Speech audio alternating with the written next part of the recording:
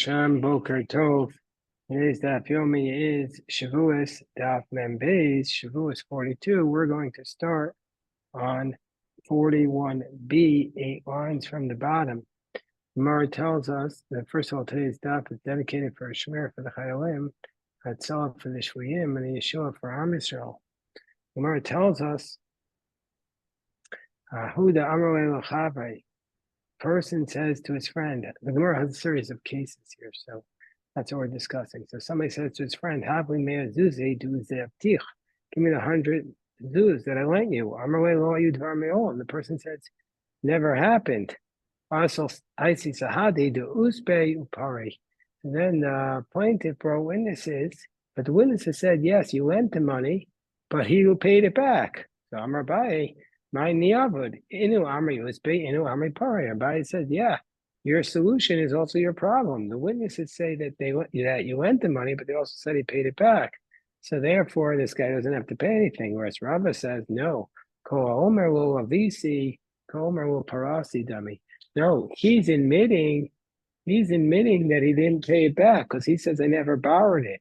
So we accept the testimony of the witnesses that they lent the money, but with respect to borrowing it, that we don't believe him when he says that he borrowed it.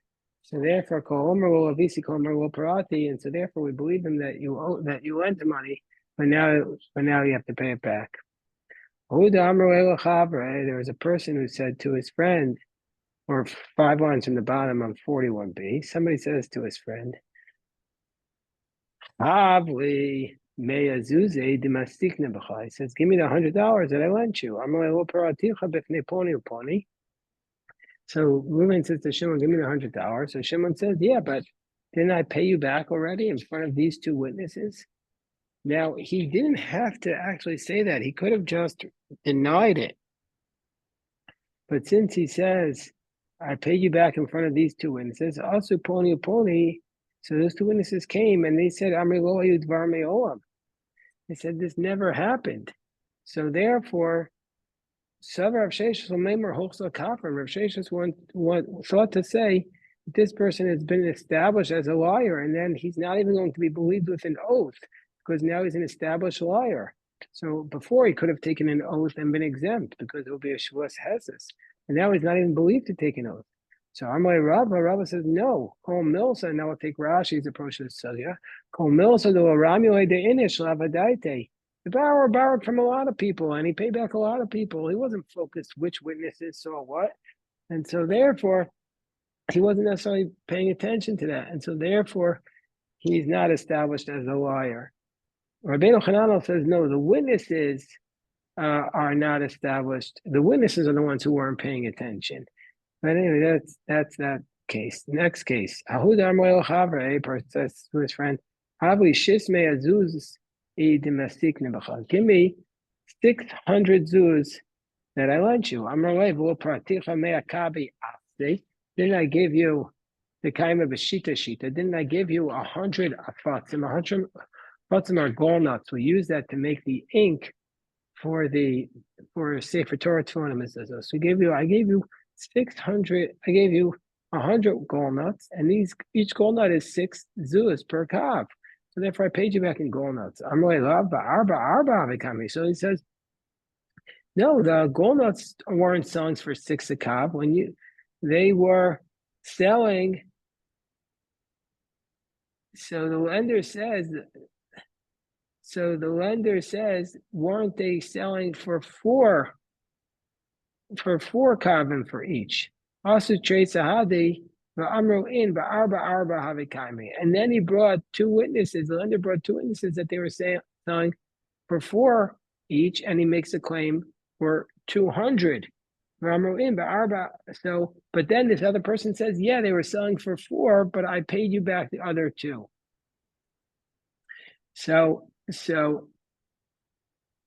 now we have an issue. The issue is, this guy says, give me 600. He says, I gave you 600 in walnuts. I gave you 100 walnuts. He says, yeah. And they were selling for 6. But then the other person says, yeah, but walnuts were only selling for 4. He brings witnesses that they were selling for 4. So Amar Rava hopes la kafir. Rava says this person who said that walnuts were selling for 6 is established as a liar.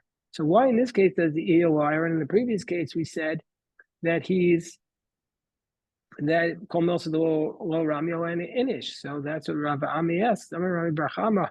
Hamas Kol Milsa the Lo Ramio and Inish Ravadate. So what's the difference?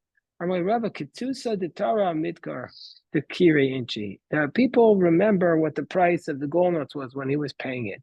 And so therefore, so he's established as a liar. So how much does he have to pay? Presumably, does he have to pay all 600 or does he only have to pay 200? They never established him as paying anything. He was just arguing about the price. So he says the price was 6 and the other one says the price was 4. So now the question is, Jeff, so this one says it's 6 and this one says it's 4. So the machokas were showing him, does he have to pay the 200 or the whole 600? Okay, next case. Somebody says to his friend, give me the 100 zuz that I lent you. And I have a note on you. I have a note that you owe me 100 zuz. It says I paid you back. Yeah, when you pay me back, you pay me back for a different debt. You didn't pay me back for this. You pay me back for something else. So says Rav Nachman, Rav Nachman Isra Shtara. Okay, so he had a note for 100, and now he's admitting that some money was paid to him. He's ruined his note. And so therefore, the note no longer speaks. Since he admits that he accepted money, so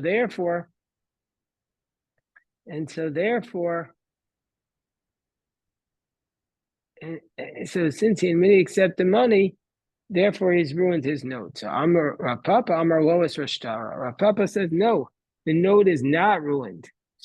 The note is not ruined because it was about something else. Rav Papa, so if that's the case, we're on 42a, around 10 lines from the top. Rav Papa, why does Rav Papa say the note is not ruined? So why is that different than the other case? Where a person says to his friend, Havli Mea Zuze, give me 100 zuz that I lent to you. V'hashtara, and here's the money. And the guy responds, no,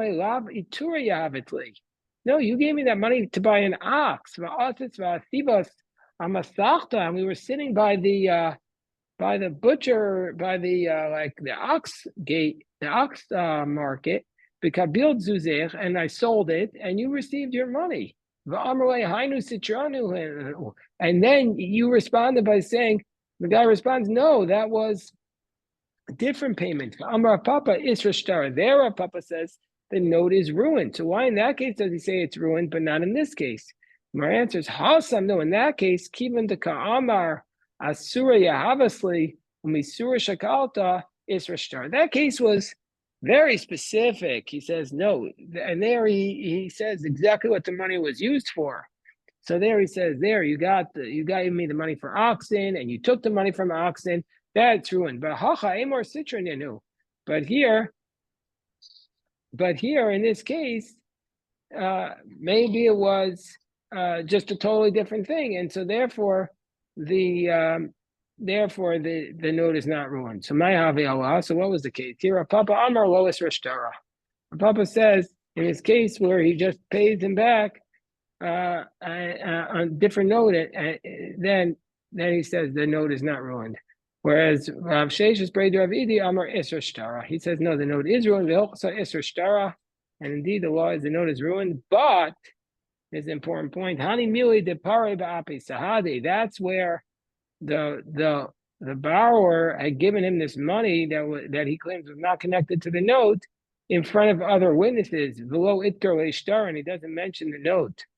So then we're going to say. That the note is ruined. But of a pari bein didei, but if he just paid the lender on his own, then and there were no witnesses, migu the yachol amemar since the lender could always say like amigu, I never got anything. So therefore, Yachol Nami Lameimar Sitraininu, he could say, no, that you pay me for something else. Could Avimi Braid Ravu. And this is like the case that Rashi tells us is in Ksuvos, where it had a very similar case with Avimi Braid Rabbi Avo. So now we have the next case. Ahuda Amr El Chavre Mehemnisli Kol Amos the Amrisli Lo Parana. Says, I want to borrow $100 from you. The guy says, I'm going to have a whole hassle to get the money back. He goes, no. Whenever you say that, if you'll ever claim, good morning, Hamz Boker Tov. So if you'll ever claim that I didn't pay you back, you'll be believed. I'm going to stipulate that in the contract. I'll stipulate in the contract that whenever you say it wasn't paid back, I'll believe. When we're on 42A, around 5 lines above the wide line tops. So he says, whenever you'll say that I wasn't paid back, I'll believe you. Okay, fine. What could go wrong? Also, pare ba'ape sahade. So the guy goes, pays him back. Shimon pays back Reuven, but he pays him back in front of witnesses. And then the guy says, you never pay me back. So the contract says you're always believed. But are you believed in front of witnesses? Are you believed against two witnesses? Abai and Rava said, what are you talking about? He stipulates that we're not, there's no question here. The lender's always believed. But in this case, it doesn't matter that there are witnesses. So Maske for Rapapa challenges Abai and Rava. Maybe all he was saying, the bar was just saying to the lender, I'll always believe you more than me. But Femi Sahadi mi mehemne. But I'm not saying I'm going to believe you more than witnesses. So Rapapa doesn't accept that. Okay, so next case, he says, I'm always going to believe you the equivalent of two witnesses whenever you'll say, I didn't pay you back. Then the guy goes and pays him back in front of 3 witnesses. And the guy says, I never got the money. So Amar Papa, Rapapa doesn't like this stipulation in the contract that the lenders always believe. He says, no, he said you're believed like 2, but this guy paid you back in front of 3. And so therefore, we're not going to accept your, so we'll go with the borrower who says he paid you back. What are you talking about? What are you talking about? 2 is 3. Amor da Amri Rabbanan Dazlina Basa Rov Deos. Yeah, there are some times where we follow the majority of opinions. Like that's when Rashi says when you have to evaluate how much something is worth, you have experts, the comment in a fishi biki space. So the more people, you have a majority opinion. That's when you're evaluating the value of something. But this, Avolinian Eidos, both with respect to testimony, mea katrea tre kamea. I say I'm believing you like 2. The Bauer says he's believing the lender like 2. 2 is like 100. 100 like 2. That's the Gezeris HaKosov, that 2 witnesses are the equivalent of 100. You had a question, Jeff? Okay. The 3 witnesses are like 2. They don't cancel the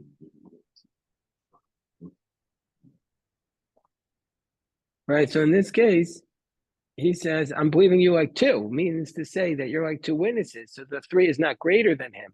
And so there's no, but you're the believability of 2 witnesses. So he has the baseline, he has the upper hand. You'd have to be able to knock them out, not just to bring alternative, meaning to say they're always believed. And so you're not undoing it. It says, I believe your witnesses, basically.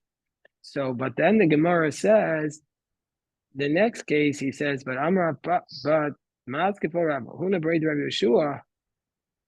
No, excuse me. So that's what we're up to. But let's say he says, I'm believing you like 3. But also Pari Ba'ape Be Arba, and the borrower went and paid in front of 4. Well, then, Kivan the Nachas Ladeos. Well, now, since I'm believing you like 3, now you see that the borrower and the lender are stipulating that we're going to follow whoever has the most witnesses on a matter.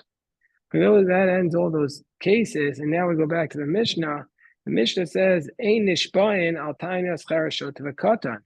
The Mishnah says, if the claim of a cheresh and shot are 2 people who don't have agency, the Talmud assumes they don't have any agency, they can't make opinions. And a katan, they can't make decisions, and a minor, You can't make a claim. We don't take an oath on the basis of their claim. And also, we don't make a minor take an oath. My time, what's the reason why you don't take an oath on the basis of a claim of a minor? What's the reason? What's the reason? So it's Xeris HaKosov, Amar Krak, Yitain Ish Areo Kesef Okelim Lishmar. Says that if somebody gives to his friend utensils to watch, that's by a Shevuos HaShomer, which is a biblical oath, and then he doesn't have it, you can force him to take an oath. But Ein Nesinas Katan Kum, but the minor is not capable of giving anything. It's not considered like he gave it. Only you have to be an adult to have the agency to give. So it's kiyitin and the minor can't give. But we have a problem. Avol nishbayin lekatan uahektish. It says in the text that we don't make a minor take an oath. It says emashbina sakatan. Avol nishbayin lekatan. But it says in the next phrase that we take an oath for a minor and for hektish. But didn't we just say that in the Reish of the Mishpah that we don't take an oath on the claim of a minor, and now in the next clause it says we do take an oath on the claim of a minor or hektish or from sacred property. How do we deal with this? So we're going to have two answers to this question. Says Amar Rav, first answer will be Rav, and at the very end of the daf will be the opinion of Shmuel. So just remember Rav's answer. Rav says, when are we taking an oath in the end? That is not a minor just making his own claim. That's beba b'tainas of it. So that's the first answer. He's coming with the claim of his father, meaning to say that the minor says, my father gave you money and now I want it back. And this follows the position of Rabbi Elazar ben Yaakov. The Tanya Rabbi Elazar ben Yaakov, Omer Pa'amim Shadam Nishbal Tanas Atzma. Rabbi Elazar ben Yaakov says under certain circumstances, a person can actually make a statement and he'll have to take an oath on his own statement. He says, the person who borrowed money says, your father has $100 in my possession, and I ate and I consumed half of it. He has to take an oath. This is the case of somebody makes an oath on his own claim. Chachamim say, why does he have to take an oath? It's like the case where we had in Bamitzia that if you find the lost object and you return, the other guy says, no, you gave me $50, but my wallet had $100. He doesn't have to take an oath because nobody would ever return lost objects. So here too, this guy is saying your father gave me money and nobody made a claim. Why does he have to take an oath? So he's exempt. Rebbe Elazar ben Yaakov, why is Rebbe Elazar make him take an oath? Don't we have this concept that if you return a lost object, you're exempt? So says Rav, b'shetano katan. So it's where the person who makes the claim to the man, it wasn't that the man made the claim on his own, the minor made the claim. The Gemara says, katan v'amras ein nishbana tanas hersh. The Gemara says you don't take an oath on the basis of a minor. So olam gadol, he's not a minor. The one who makes the argument was an adult. So if that's the case, in my Karle Cotton, so why are we calling him a minor? So in this case of Rebbe Elazar ben Yaakov, where you say your father gave me, so we moved a little bit. The case where he says your father gave me $100, and I consumed half of it, meaning to say, your father has $100 in my possession, and I already gave him back half. That is a case of, that's not what the case there is where the child made the claim. But the child, how can he make a claim if he's a minor? So the child is an adult. So if that's the case, in my Karle Katan, why are you calling him a minor? No, he's called a minor, he's a child. Even though he's an adult, vis-a-vis his father, he's a child. So if that's the case, meaning because he doesn't know everything. So the Gemara says,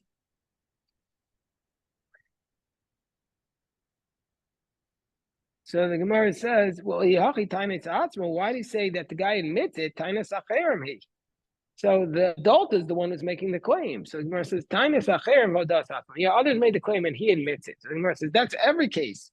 Kunami tainis acher and vodas atma on top of 42b. Every case is actually others make the claim and he admits it. So the Gemara says, okay, but the Rava come in for it. So the Gemara says what Rava is saying that they're arguing about. So actually the case is Rebbe Lezer and Yaakov and the Chachamim are arguing about a case that Rabbah analyzed. Amar Rabbah Nema Amar Torah Moda Mitzvah Sataina Ishava. So Rabbah explains this concept that if you do a partial admission, you have to take an oath. Why? Because a presumption is a person is not going to be so arrogant in front of his creditor. Really, he would want to deny everything. The reason why he's not denying everything is he's not so arrogant to deny everything when the guy gave him the money. So really, he'd want to admit him all. The reason why he's not admitting everything, he's saying, I'll just push it off until I can pay the money. Until I have the money, I'll pay him back. So the Torah says to take an oath. But that's where the guy was your actual creditor. But in this case, it's the offspring of the creditor. It wasn't Yaakov Savar Loshna Bar Loshna, but no, Eno Meyes. Rabbi Yaakov says, listen, doesn't matter who's making the claim, him or his son, the borrower is going to be afraid to completely lie. So it's a partial admission, and he has to take an oath. For Rabbanan Savri, befun of who Deino Meis. Rabbanan say, no, this whole logic only works to the actual creditor. But to his son, he could deny everything. To the actual person, he won't deny it. Aval Beno Meis, he would be chutzpahdik and deny it to the son's creditor. And from the fact that he didn't, Meishav Avedahu. And so therefore he shouldn't have to take an oath because the fact that he admits it is not the normal case of modem mixus, and so therefore he's exempt. So therefore, so we see, according to Rav, our Mishnah is holding like Rebbe Lezer and Yaakov, who's saying that when the minor makes a claim for his father, then you have to take an oath. That's what Rebbe Lezer and Yaakov is saying. And that's what our case is talking about. So the Gemara says, Mi matzei mukmisla ka Rebbe Lezer ben Yaakov. So you want to establish that our Mishnah is like Rebbe Lezer ben Yaakov. Hakatani Reisha. But didn't we say in the earlier clause in our Mishnah that if he says Mono Abba biyadcha elcha biyadi el chamishim dinar pater mipnei meshav avedahu? But didn't we say in the earlier case where if the child says you owe me 50 dinar, my father, you have $100 of my father, and he says no, I only have 50. He's exempt because he meshav avedahu. According to Rebbe Lezer and Yaakov, he should have to take an oath there. No, so the Gemara says Hasan no Amar Barley, Hachad Amar Barley. But there he wasn't certain. He says, does my father have $50 with you? Here he's certain. Hachadam barley. So that's why he has taken oath in this case. So Rav is saying that what's our Mishnah talking about? In the case, in the second case where we say that the minor makes you take an oath, that's where he's making a claim about your father and about his father's money with you, and that's found in the position of Rebbe Lezer and Yaakov. Now, Rebbe Lezer and Yaakov, the law is always like him because he's kav v'naki, because that's what the Gemara says elsewhere. But Shmuel says, Shmuel Amar, that really you don't take an oath for a minor. But so what's our case talking about? Shmuel says, katan lipare minichse katan. What does it say that you take an oath for a minor? Meaning to say, not like we said, that if the minor makes a claim, you have to pay him. But it's to say, lipare minichse katan, that if you want to collect from the minor, you have to take an oath. That even if you have a note against the minor, if you want to collect it, you have to take an oath. So, and lahektish l'pari min nechse hektish. And what does it say from hektish? It means if you want to collect from hektish, you can only do it with an oath. But katan l'pari min nechse katan tanina. But that's already learned. Didn't we learn this explicitly in the Mishnah Daf Mem Hey? It states min nechse yisavim lo yipar al b'shvuah. to collect from the minor, if you have a note on an estate and there's orphans, you have to collect with an oath. So Tarati Lamali. So why do we need both? Why do we need our Mishnah that according to Shmuel that it's to collect from a minor? And the next Mishnah, which is to collect from orphans. Where it says, Hakamashman Kadabai Kashisha, the Tani Abai Kashisha, Yisoman Shamru Gedolim. No, the next Mishnah is not minors, it's adults. The Ain't Sarach Lomar Katanim. And it's saying not only minors do you have to take an oath, but the next Mishnah is teaching us the Chiddush that even if they're adult orphans, and you want to collect from the estate, you need to take an oath. And Bein Shvua, Bein Ziboris, and even if you want to collect from them, you need to take an oath, and also from the estate, you only collect from the worst property, not from the best property. And lahektish, and if for hektish, lipari minach hektish, also if you want to collect from hektish, you need to take an oath tanina. That also we learned in the Mishnah. Minachazim mishupadim, well, you threw el b'shvua from the assets that have a lien on them, you can only collect with an oath, meaning to say that somebody you're coming to reclaim property that somebody else seized, that he had sold, and so now you want to seize that property from this other person because you had a pre-existing claim on it. You need an oath. And Mali Mishabadam there's no greater lien on something than if it's Meshubah to the temple. And if the temple has it and you want to come and claim it, of course you need an oath. So the Gemara says, no, it's Chamina. You might have thought, this is counterintuitively, you might have thought, Hedyot hu da Adam Osa Kanunya al Hedyot. That you might have thought, listen, to go claim it from the Hedyot, people are working cahoots to go claim it from a non-sacred thing. He says, here, I'll sell the guy and you go claim it from him with your note. And that way we'll rip the guy off. Avo hektish, but nobody's going to try and rip off the temple. Ein adam osek kanunya al hektish. The guy who sold it, the borrower then sold his property to the hektish, he wouldn't do nobody's going to try and do fraud on the temple. Kamash mon, yeah, you have to take an oath in order to get it from hektish. Mar says, V'amar Avuna, shchim marash hektish kol nechasav. But didn't we have the case that Rav Huna says if there's a guy who's very sick, it's called a shlimerania, and he can give away all his property, but get it back if he recovers, and he consecrated all of his assets. But Amar Mano Aponi Biadi, and then afterwards he says, wait, I couldn't do that. I owed this person $100. Now he's believed. Because we assume that a person wouldn't do fraud on hektish. And Mar says, yeah, that case is different. That's a guy who's about to, he thinks he's going to die. He's not going to sin when he's about to die to help another person. Avogabe bari means to say, even though he's recovered, we don't assume that he's sinning to help somebody else. Avogabe bari vadei chashinan, meaning to say that Shliv was doing it for the heirs. So therefore, we don't assume he's going to do it for the heirs.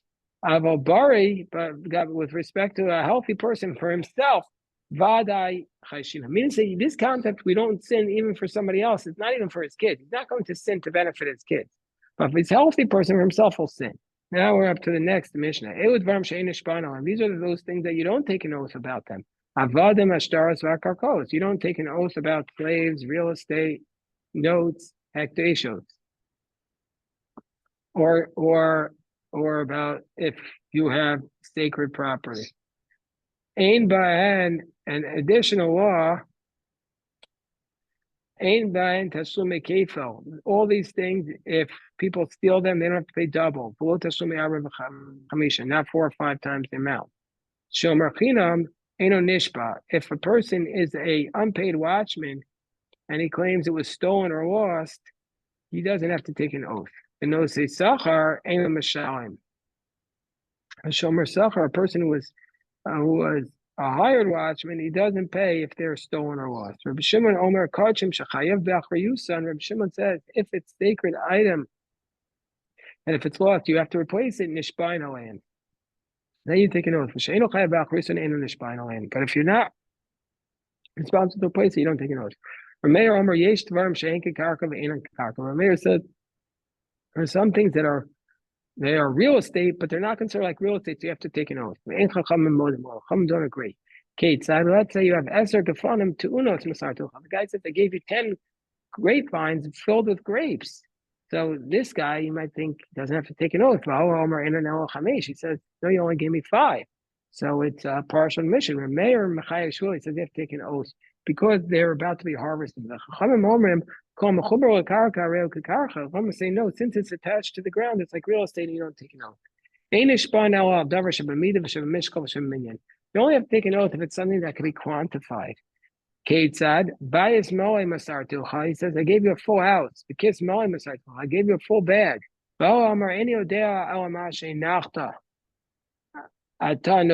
Tell. So he says, I don't know how much it was, but whatever you placed there, you could take. So then under those circumstances, Potter. Then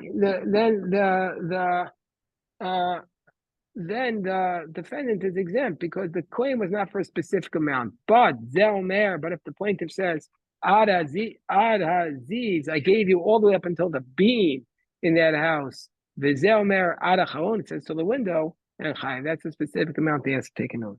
All right, this is today's daf, a beautiful daf. We'll stop here.